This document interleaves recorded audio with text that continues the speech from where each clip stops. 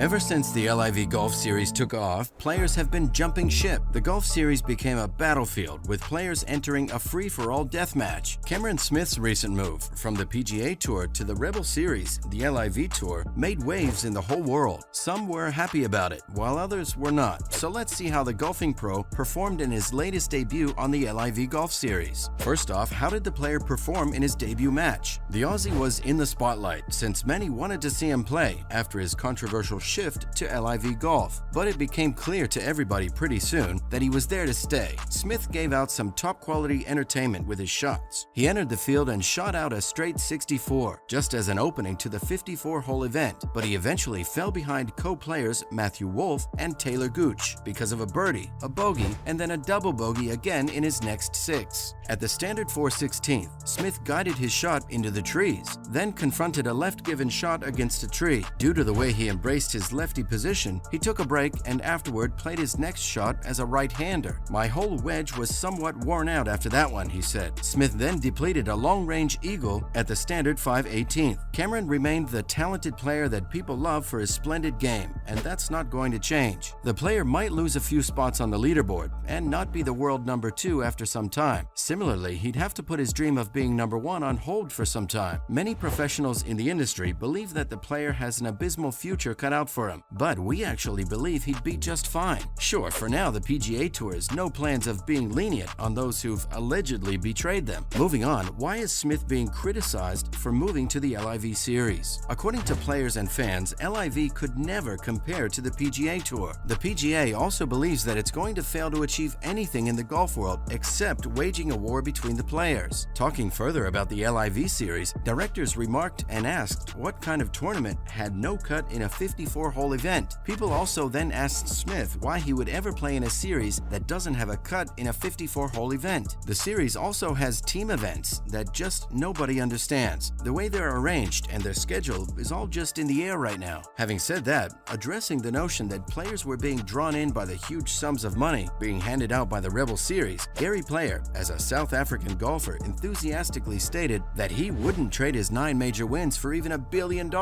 He also added that he's the only man who'd won the Grand Slam on both the PGA Tour and the Senior Tour, which required all sorts of hard work. Talking about his experience with the tour, he commented that he traveled around the world with his tour, met some amazing people, and learned lots of things. To him, being on the tour was an educational experience. Needless to say that Gary believes that LIV Golf lacks all those aspects. Next up, let's see what started the drama. Cameron Smith has risked his peak position in golf right now to go play for the Saudi-backed league. Is money really as important as his current top 2 world ranking? The Aussie believes that LIV Golf represents the future of golf, mainly because of its team format. He made his debut this week and said that pro golf needed a change from the traditional and archaic ways of the PGA Tour. He said that it's been like this for far too long now, and he wanted to spice things up a little. For him, the 54-hole events are the future. Golf fans are becoming younger, and it's their responsibility to keep them engaged with newer stuff. Now, this isn't to say that money didn't mean anything. It was definitely a factor in his decision, and he didn't try denying it, actually. Smith said it was obviously a business decision, for one, and an offer I couldn't ignore. Well, that's true. Golf is to them what our jobs are to us, and so the money will have some weightage in the overall decision. But unlike what most of us thought, it's not everything. The Aussie player also revealed that a huge portion of his decision revolved around the schedule, which would let him spend more time at home with his family in Australia. We can't blame the man for having his priorities straight. Finally, is money the only thing LIV offers over PGA? We can't help but wonder why so many people are leaving the PGA Tour for the LIV Tour. We know what you're thinking. It's obviously the truckloads of cash they have, right? LIV Golf's 4th tournament kicked off today with a $20 million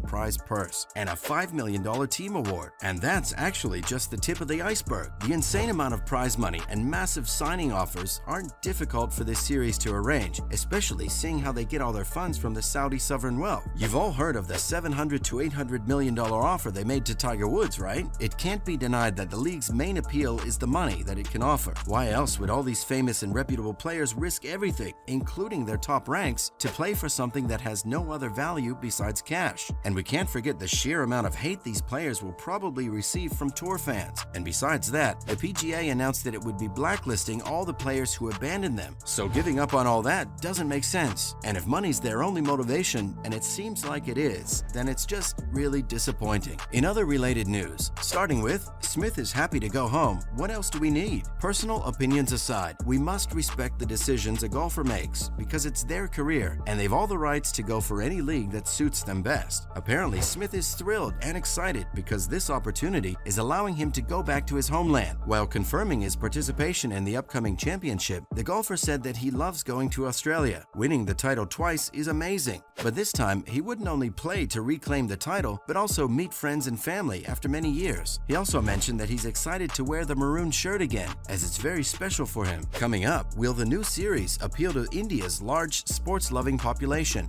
Lahiri finished second to Smith at the Players' Championship, and he thinks LIV can help attract a more diverse fan base to golf. That was also because of its team format. Lahiri thinks team golf will complement the sports landscape in India, which has been dominated by cricket until now. In fact, it seems like LIV might share some similarities with the Indian Premier League in cricket. The IPL is like LIV in the sense that it disrupts the conventional cricket formula, just like this series does for golf. They lure in the best cricketers in the world with money and have an independent series that is watched and loved by everyone. Lahiri also said that his position on Bryson's team will attract Indian audiences more and get them hooked to golf as well. This wouldn't have been the same if he was just playing as an individual player. In India, sports are always associated with teams, and LIV's new format would really help a whole new demographic to resonate more with golf. Lastly, Rory McIlroy becomes the first player to win FedEx Cup thrice. Following the nail-bitingly close game on the final day of the FedEx Cup, Rory McIlroy came out to be the better player, winning not only the event, but also bagging the $18 million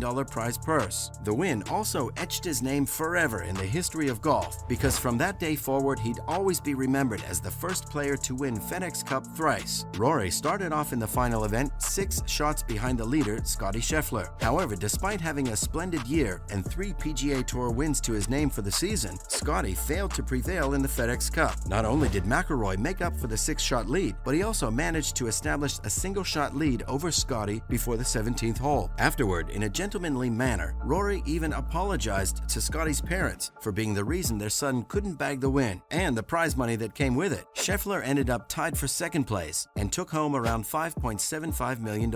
That's a wrap for this video, and thanks for watching. What did you think of the Aussie golfer's performance in his latest match? And did he disappoint fans in your opinion? Let us know in the comments below. Make sure to give this video a thumbs up and subscribe to our channel for more videos like this. See you in the next one.